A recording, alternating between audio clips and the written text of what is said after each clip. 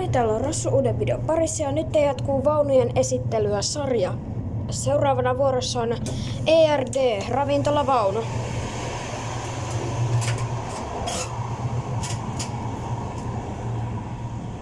ERD ei ole ihan tyhjänä, mutta kuvaan täältä sen, minkä pystyn. Aloitetaan ylätasanteelta. Täällä on seisomapaikkoja sekä tämmöinen mukava pieni sohvaistumapaikkatila.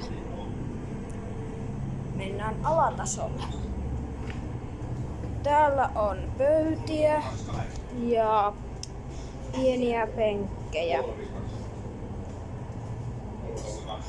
Ja tätä jatkuu pitkälle.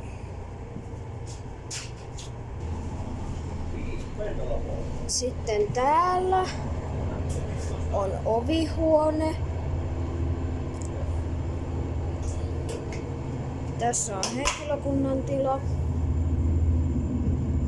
Ja mennään toiselle ylätasanteelle. Täällä on taas seisomatilaa ja pikkuisia sohvia ja mukava ikkuna. Tosiaan en pystynyt kuvaamaan ravintolan tiskiä.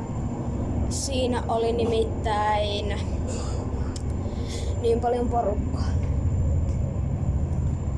Ravintolavaunun yläkertaan ei saa mennä, siellä on erikoispaikkoja.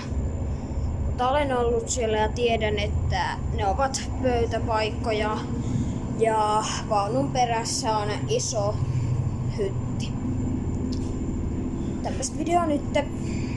Tää oli tän sarjan toinen osa ja enemmän osia tulee ehkä vielä. Moi moi!